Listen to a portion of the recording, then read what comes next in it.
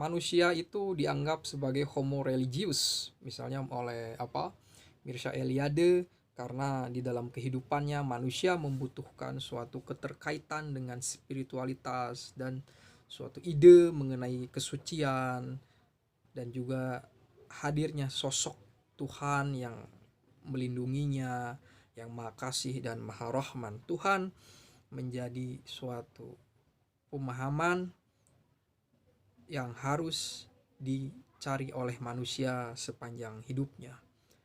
Dan sayangnya kita tidak mungkin bisa memahami dengan sederhana gitu kan. Tuhan hadir kepada kita, dia memanifestasikan dalam alam, dalam ciptaannya, dalam suatu kesadaran, dalam keindahan, tapi dia selalu bukanlah dia yang hadir di dalam keterbatasan kita. Jadi memang manusia akan selalu membutuhkan suatu pencarian. Manusia harus mencari dan harus memaknai apa yang ia dapati gitu kan. Jadi memang pembahasan mengenai metafisika yang ketiga itu adalah mengenai tentang teologi. Manusia memikirkan tentang siapakah dirinya dan siapa yang menciptakan dirinya. Lalu memikirkan mengenai siapa yang menciptakan alam semesta ini, yang menciptakan gunung, yang menciptakan sistem oksigen yang mengelilingi kita, dan tujuannya untuk apa gitu kan. Ada yang menyatakan bahwa Tuhan menciptakan kita karena Nur Muhammad. Ada yang menyatakan bahwa Tuhan menciptakan makhluk karena itu dari konsekuensi ingin mengenali dirinya sendiri gitu kan.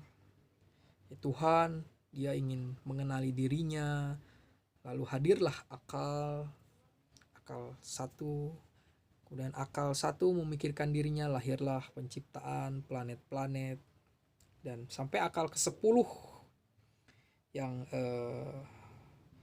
yang memiliki daya yang sudah lemah, sehingga hadirlah alam bumi, air, unsur-unsur di alam ini gitu kan. Itu karena akal ke-10. Tapi itu suatu gambaran mau menyatakan bahwa antara kita ciptaan makhluk ini dengan Tuhan itu memiliki jarak, ada suatu gradasi itu untuk memahami Tuhan. Jadi kita memikirkan Tuhan itu dari diri kita sendiri dan di luar diri kita sendiri, suatu yang bersifat anfak, anfus, wafak gitu kan. Suatu yang di dalam diri kita dan di luar diri kita, afak dan anfus gitu kan. Pengetahuan tentang diri dan pengetahuan di luar diri gitu. Nah, maka berfilsafat adalah menanggapi keadaan ini secara harusnya santai sih. Santai menghadapi apa sih yang hadir ke dalam kehidupan kita ini. Kehidupan kita ini adalah sesuatu yang perlu disyukuri juga, perlu untuk dinikmati. Kadang kecemasan kita ingin mendapatkan tentang pengetahuan mengenai zat Tuhan, kadang menggebu-gebu, tapi pada satu hari akan menjadi hilang juga gitu kan. Karena manusia di dalam dirinya itu mengalami suatu adanya suatu tarikan kepada dimensi badan fisik dan kepada sesuatu yang bersifat rohani, itu tarikan di dalam diri manusia. Manusia pada satu sisi lah ia memaknai sesuatu tentang kediriannya, fenomenologi badan, fenomenologi tubuh, dan juga manusia mengalami diri sebagai yang melampaui tubuh itu, karena ada jiwa yang bersifat rohani.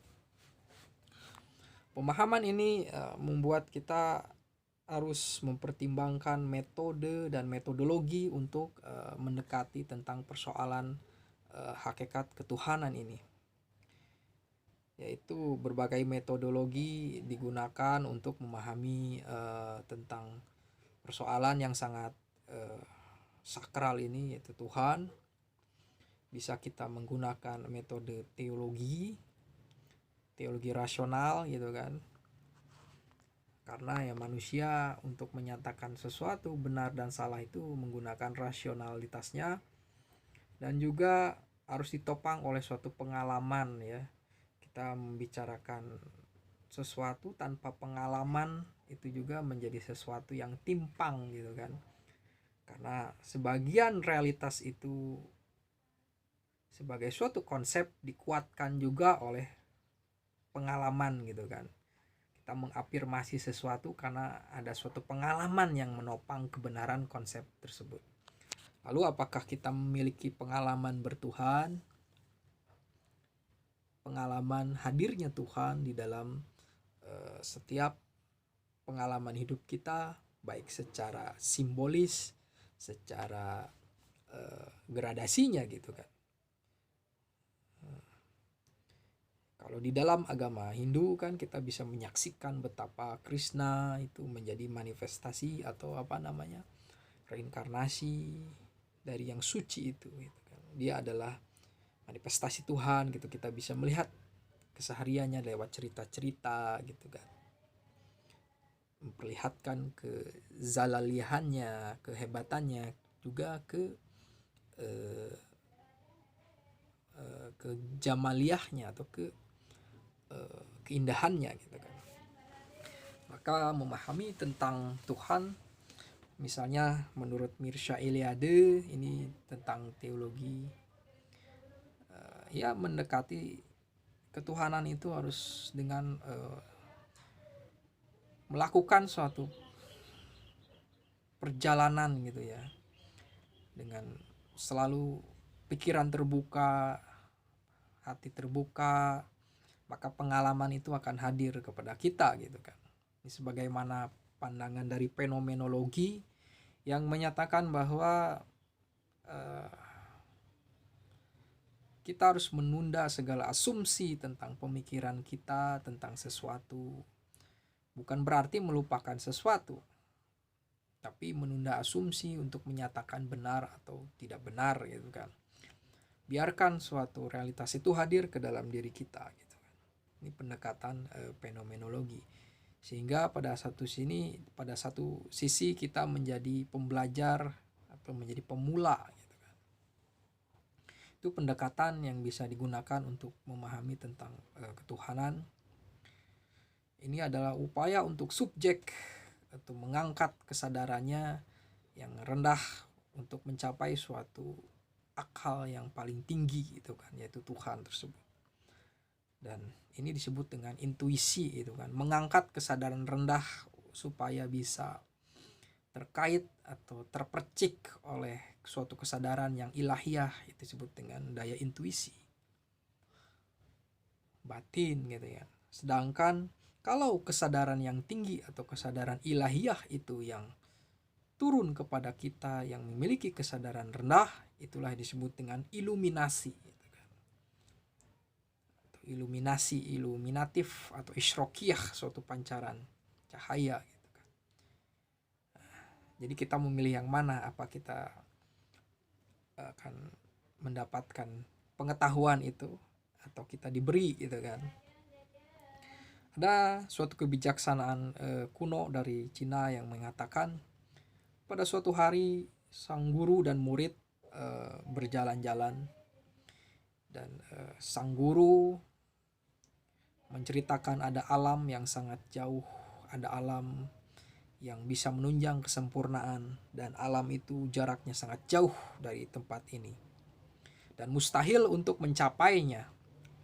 Lalu sang murid bertanya, "Guru, apakah kita bisa sampai ke sana?" gitu, sambil menunjuk tangannya ke arah yang dimaksud oleh guru. "Tidak mungkin kita akan sampai ke sana," kata sang guru. Jadi jarak kita ke sana sangat jauh, kita tidak mungkin menuju ke sana gitu kan. Lalu satu murid lagi bertanya, "Guru, kalau dari sana menuju sini apakah bisa?" Nah, kata sang guru, ini pertanyaan yang bagus katanya. Bisa katanya jawabannya. Dari alam sana menuju alam yang lebih rendah itu bisa. Nah, ini suatu penggambaran mengenai sesuatu yang bersifat alam ilahiyah akan mendatangi kita. Lalu bagaimana alam ilahiyah itu bisa mendatangi kita gitu kan? Kenikmatan yang bersifat dari alam ilahiyah itu datang kepada kita. Sat Chit Ananda, sebagaimana Syed Hussein Nasr mengatakan itu Sat mengenai eksistensi, Sat Chit mengenai kesadaran, dan Ananda adalah kenikmatan, being, consciousness, and kenikmatan, bliss gitu kan. Itulah suatu anugerah dari alam sana yang mungkin bisa terpercik kepada kita. Tapi caranya bagaimana? Ya, ini juga membutuhkan metodologi lagi, pendapat lagi. Misalnya dijelaskan bahwa untuk mencapai suatu alam sana dibutuhkan adalah tentang penyucian jiwa gitu kan. Nah, Plotinus menjelaskan bahwa manusia adalah manifestasi dari pancaran yang satu gitu kan, dari emanasi. Kemudian ketika dia mau kembali atau beremanasi, remanasi itu kembali kepada yang satu itu, mau unifikasi, pertama dia harus melakukan penyucian diri atau kan, purifikasi diri itu kan, tidak melakukan perbuatan yang jahat, mengurangi kesenangan duniawi itu kan. Nah, ini konon waktunya harus selama 12 tahun. Kemudian harus melakukan kontemplasi gitu kan. Kontemplasi. Kemudian yang tiga adalah ekstase gitu kan. Lalu bagaimana kita melakukan penyucian diri? Ya, kita harus mendekatkan diri kepada kebenaran gitu kan ya. Dan harus menjauhi suatu kenikmatan yang berlebihan gitu kan.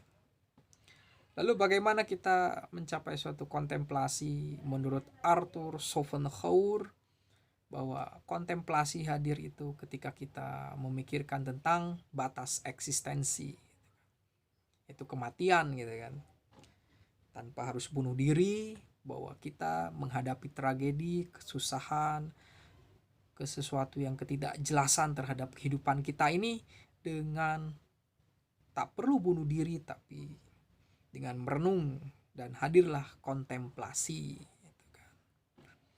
Purifikasi, kontemplasi mengenai penderitaan itu sangat penting juga. Karena dengan kita menyadari tentang diri kita menderita, maka kita menyadari tentang kesubjekkan kita atau ego di dalam diri kita gitu. Dan kita memikirkan tentang kedirian kita sendiri gitu ya. Kemudian apakah kita bisa sampai kepada pemikiran mengenai Tuhan? Lalu tujuannya apa kita harus sampai kepada ketuhanan itu? Selain itu adalah suatu nikmat yang besar gitu kan, suatu kebahagiaan yang sangat luar biasa gitu kabarnya, seperti itu. Maka mendekati tentang Tuhan itu, mendekati tentang realitas Tuhan, zat Tuhan itu dengan secara fenomenologi religius, kemudian dengan cara yang bersifat berbakti gitu ya. Di dalam agama Hindu kita mengenal ada yang disebut dengan bhakti yoga, karma yoga, dan jnana yoga gitu kan. Hidup kita di dunia itu untuk apa sih? Pertama adalah berbakti gitu kan, jalan cinta gitu kan, jalannya dewa Wisnu, Krishna gitu, menebarkan cinta gitu kan, atau jalannya Rumi gitu kan. Berbakti itu sama dengan mengabdi gitu kan, bakti yoga. Kita belajar menjadi seorang hamba gitu, menjadi seorang abid. Lalu yang kedua adalah jalan karma yoga. Seseorang itu harus berkehendak gitu kan. So, ini jalan para tentara, para orang-orang yang memiliki kehendak, will to power gitu kan. Ini jalan suatu yang jalaliyah, sebagaimana Nietzsche menyatakan bahwa segala yang melingkupi kebenaran adalah kehendak untuk berkuasa gitu kan. Dan Tuhan hadir juga karena kehendak untuk berkuasa. Ini adalah sisi jalaliyah dari ketuhanan gitu kan. Will to power, dialah yang memiliki power yang absolut. Kalau sehingga Nietzsche ingin menandinginya gitu kan, dia harus terhormat di hadapan Tuhan yang terhormat dan berkuasa gitu kan. Ini seorang yang otentik gitu kan. Tuhan otentik, kenapa kita tidak otentik juga gitu kan. Kita tidak bisa otentik, minimal kita menyatakan diri kita otentik gitu kan di hadapan Tuhan gitu kan. Itu sesuatu yang mungkin akan disenangi oleh Tuhan juga. Tuhan itu salah satu ingin mensifati Tuhan juga gitu kan. Nah di sini karma yoga itu jalan kehendak, jalan suatu keberanian, karena untuk menyatakan suatu kebenaran itu membutuhkan keberanian gitu kan, butuh perjuangan. Ibrahim juga menjalani tentang keberaniannya gitu kan. Begitu juga dengan perjalanan pencarian Asoka gitu kan, seorang raja dari Magadha yang memilih jalan hidup untuk karma yoga, penguasaan gitu kan, menguasai gitu kan. Menguasai negara-negara yang lain, menaklukkan gitu kan. Pada akhirnya dia menjalani hidup untuk berbakti kepada sesama manusia gitu kan. Tentu saja antara karma yoga dan bhakti yoga itu harus dijalin atau dihubungkan dengan jnana yoga. Jnana yoga ini adalah gnosis atau ma'rifat, suatu pengetahuan gitu kan. Pengetahuan, harus punya pengetahuan manusia itu tentang sesuatu yang suci, ideal, kebahagiaan gitu kan. Pertama adalah karma yoga mengenai kehendak, bhakti yoga mengenai pengabdian dan cinta, kemudian mengenai jnana yoga, ma'rifah. Nah persoalan ma'rifah ini kita yang melakukan percarian gitu kan, intuisi atau secara iluminasi gitu kan. Sepertinya persoalan kehidupan kita yang sedikit rumit ini ya, tentang ekonomi, tentang keterbatasan ekonomi, tentang pemenuhan kehidupan ini sedikit mewarnai tentang kehidupan pencarian kepada yang bersifat mutlak ini gitu kan. Dan ini akan menjadi sesuatu yang sangat sepertinya ini menjadi suatu tragedi dalam mikro kecil gitu kan, sehingga menghasilkan suatu kontemplasi gitu kan. Bagaimana kita mau memikirkan Tuhan tapi dalam kehidupan ini kita sibuk dengan pencarian kehidupan untuk sesuap nasi, untuk membiayai anak sekolah, untuk susu. Ini sesuatu yang sangat menarik juga, menghasilkan suatu kontemplasi gitu kan. Kita berhadapan dengan suatu ketidakpastian. Yang ada adalah apa? Kontemplasi. Seharusnya orang Indonesia itu banyak yang menjadi seorang filsuf karena berhadapan dengan suatu keadaan yang mungkin tidak jelas. Atau manusia di Indonesia kebanyakan memahami sesuatu yang dia yakini itu ya udah jelas semuanya gitu kan. Memikirkan suatu paradigma yang sudah jelas gitu kan, materialisme, ekonomi deterministik, ya udah jelas lah hidup itu untuk beribadah membutuhkan uang dan cukup saja itu. nggak apa-apa. Ini sesuatu yang sangat perjalanan gitu kan, pencarian gitu kan. Lalu buat apa gitu juga memikirkan para pemikir yang memikirkan Tuhan sampai sangat jelimet gitu kan, bukan mendalam. Kalau mendalam itu kan suatu dia hayati, tapi membaca yang sulit itu kan ngejelimet gitu kan, buat apa gitu kan. Nah, pendekatan mengenai memahami Tuhan itu dengan jalan cinta, misalnya ada Rumi gitu kan. Rumi ya itu bhakti yoga pada satu sisi, tapi di sana ada makna tentang cinta dan pengetahuan mengenai cinta. Jadi pemahaman tentang Rumi itu adalah suatu yang jnana yoga, suatu yang gnosis. Yang pasti menurut pemikiran mazhab hikmah mutaliyah mulasadra, bahwa jalan untuk menuju Tuhan itu adalah beragam gitu kan. Ada yang jalan teologi, teks, memahami teks tentang ketuhanan. Ada yang dengan jalan ma'rifat, gnosis, dengan sufisme gitu, dengan pembersihan diri. Kemudian ada dengan jalan rasionalitas filosofis. Juga ada dengan metode scientific. Jalan menuju Tuhan banyak karena Tuhan meliputi segala-galanya gitu kan. Lebih saklek lagi, Spinoza menjelaskan bahwa dengan logika geometriknya yang serba harus terukur gitu kan, kalau ya realitas di dunia ini hanya Tuhan, maka semua yang tercipta di alam ini adalah modus eksistensi Tuhan. Tidak ada lagi pembagian substansi ini, jiwa, badan, Tuhan, tidak ada. Semuanya adalah Tuhan. Ini disebut dengan panteisme gitu kan. Dan ini juga dipahami oleh Ibn Arabi dengan wahdah al-wujud, bahwa yang benar-benar ada wujud adalah Tuhan, yang lain adalah fana, tidak ada. Tidak ada kita ini, yang ada adalah Tuhan. Lalu setelah itu, apakah kita benar-benar sangat konsisten untuk mengimani ini, bahwa Tuhan di sekeliling kita, lalu konsekuensinya terhadap kehidupan kita itu apa? Apakah akan menghadirkan suatu kontemplasi yang tidak berkesudahan? Inilah yang disebut dengan negativitas mungkin di sana ya. Kita memikirkan tentang Tuhan, lalu kita menghayatinya tentang keberadaannya. Pada satu sisi yang lain lagi kita meragukannya karena suatu alasan. Katanya Tuhan bersama orang-orang yang tertindas, tapi kenapa orang yang tertindas semakin hidupnya susah?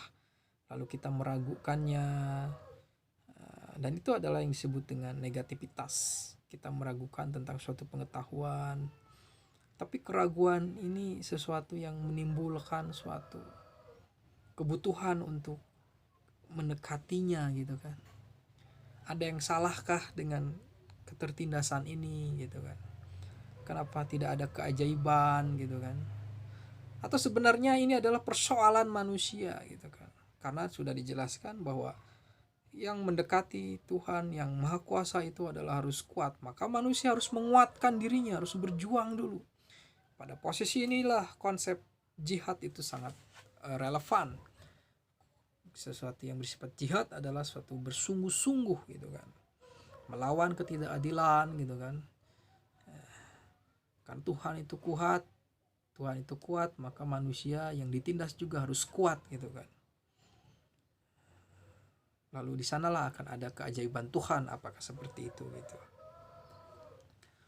Ya, jadi kita hanya memikirkan tentang seluk-beluk tentang zat dan sifatnya gitu kan. Tuhan itu kalau secara kalam itu kan yaitu zat atau sifat. Zat dan sifatnya adalah identik. Kata Mu'tazilah bahwa Tuhan itu tidak memiliki sifat di dalam dirinya yang banyak gitu kan.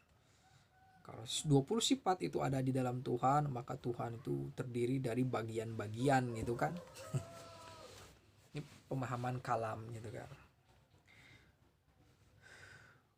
Apakah ada dimensi lain yang bisa membahas tentang Tuhan dari pendekatan spiritualitas gitu kan?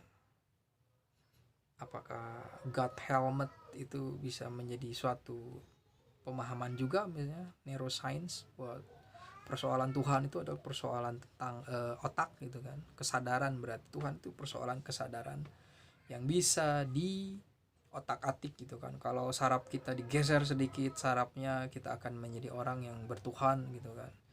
Maka realitas ketuhanan itu ditentukan oleh suatu kesadaran Tuhan, dan kesadaran itu dikaitkan dengan mekanisme biologis. Nah, jadi itulah Tuhan di dalam kepercayaan kita, di dalam otak kita gitu kan. Jadi apa yang harus menjadi patokan di dalam memahami Tuhan? Rasionalitas kitakah yang harus selalu memikirkan keterkaitan antara nasib manusia di suatu zaman ini gitu kan.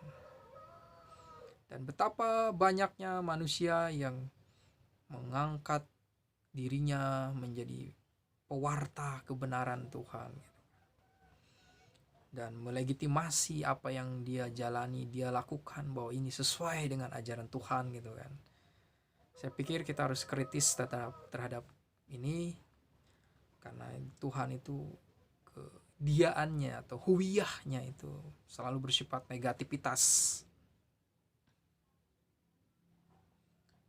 Apa yang harus kita lakukan dalam memahami hidup ini? Ya, kita harus selalu mendekatkan diri kepada Tuhan, beribadah, sholat, ya, dan berbaik kepada sesama gitu kan. Semoga hidup kita berbahagia, semoga kita mendapatkan taufik dan hidayat gitu kan. Ini yang disebut dengan iluminasi gitu kan, suatu keadaan yang membuat seseorang itu menjadi kuat gitu kan, menjadi kuat, menjadi optimis, menjadi menemukan jalan terhadap persoalan kehidupannya gitu kan. Dia bisa kuat menjalani kehidupan sehingga menghasilkan suatu kontemplasi itu, yang tentu saja mengafirmasi kehidupan ini. Ya Tuhan katakanlah sudah memerintahkan kita untuk hidup di dunia ini, ya kita hidup aja di sini gitu kan. Hidup di sini dan menjalaninya dengan sebaik-baiknya sesuai dengan kemampuan kita kan gitu. Terima kasih, sampai jumpa lagi.